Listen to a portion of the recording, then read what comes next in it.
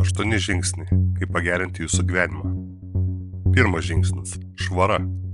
Pirmasis žingsnis – pasirūpinti savo asmeninę higieną. Maudykitės, atsinaujinkite, gerbkite save, valykitės dantis, gerai kvepėkite. Jūs esate šis personažas.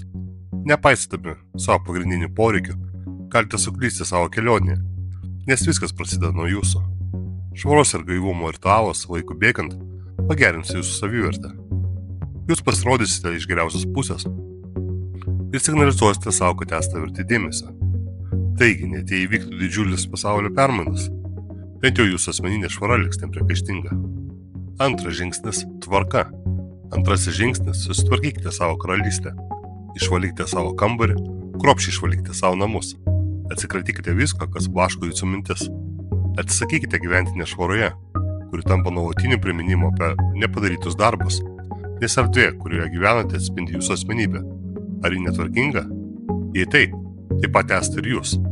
Taigi pasirinkite, sutvarkykite save arba savo karalystę. Tai nesvarbu, nes tai yra tas pats. Nebėra nebaigtų darbų. Eikite iš kambarį į kambarį, sutvarkykite viską gražiai. Kai esate švarūs ir jūsų karalystė taip pat, tada jaustės lyg turėtumėte daugiau tvarkos savo gyvenime. Ši energija greitai pradės atspindėti jūsų pasaulyje. Trečias žingsnis – įsiruoškite į pasaulį. Trečiasis žingsnis – pradėkite nuo savęs ir dalykų, kuriuos galite kontroliuoti. Ir tada įsiruoškite į pasaulį. Kai sutvarkysite savo reikalus, išeikite iš namų. Žmogaus smegenys veikia geriausiai judant, saulės šviesoje, akimi judant iš kairės į dešinę.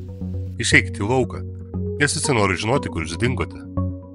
Mes esam sukurti gyventi bendruomenėje ir kurti bei palaikyti santykius su kitais. Tapkite iniciatyvių asmenių, suburiančių žmonės ir skatinančių įvykius, nes šiuolaikinis pasaulis yra sukurtas taip, kad jis laikytų viduje. Mes techniškai neturime niekada išeiti iš namų ir daugelis būtent taip ir daro. Tuomet mūsų gyvenimas nepastebimai praeina pro šalį. Ketvirtas žingsnis – prakaituokite. Ketvirtasis žingsnis – prakaituokite. Jei aš pasakyčiau, kad yra tabletė, kuri garantuotai padidintų jūsų protinę ir fizinę energiją per vieną dieną, pagerintų bendrą nuotaiką ir požiūrį į gyvenimą, gerintų proto aiškumą, prailgintų gyvenimo trukmę ir padidintų fizinį patrauklumą, ar ją išgertumėt.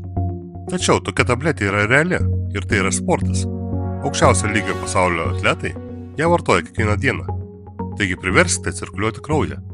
Eikite prakaituoti, darykite tai kasdien, nes tai, kas kainuoja energiją, suteikia energiją. Penktasis žingsnis – sekite savo finansus. Penktasis žingsnis – sekite savo finansus. Didžiulės korporacijos klesti dėl to, kad jūs to nedarote, jos skatina nesąmoningą išlaidavimą ir automatiškai atnaujinamas paslaugų prenumeratas, kurios lėtai įsiurbia jūsų sunkiai uždirbtus pinigus. Taigi tikrinkite savo banko sąskaitą kasdien. Ar tai sukelia diskomfortą? Puiku. Tegu šis diskomfortas skatina jūs suprasti, kur dingsta pinigai. Ar yra už ką mokate, tačiau jums nerūpi ir yra nereikalinga. Susipažinimas su realiais skaičiais suteikia galimybę imtis veiksmų nedelsiant. Šeštas žingsnis – pašalinkite kabliukus. Šeštasis žingsnis – pašalinkite kabliukus. Prie ko esate prisirišę? Ko reikia, kad veiktumėt pagal numatytą planą?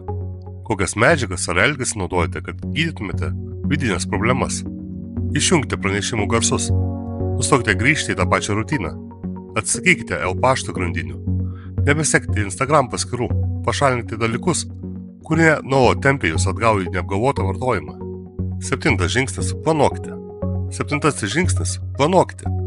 Kiekviena karinė operacija, politinė kompanija ar didelė korporacija remiasi strategija, siekdama padidinti sėkmės šansus.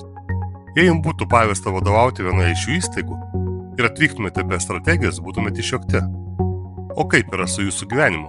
Ar tiesiog plaukite per jį be strategijos, tikėdamasi, kad po 5 metų atsidursite pageidaujamoje vietoje? Deja, bet dažniausiai viskas nepagerėja savaime.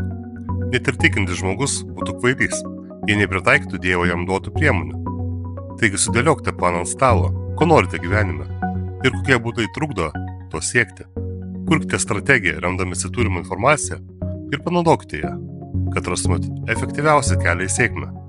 Nustebsite, kad net paprastas planas gali būti veiksmingas. Aštuntas žingsnis – pakluskite. Aštuntasis žingsnis – pakluskite. Pakluskite tiem dalykam, kuriuos privalote padaryti, nes apie juos jau pagalvojate. Išjungkite mintis ir atsikratykite pergalvojimo naštos.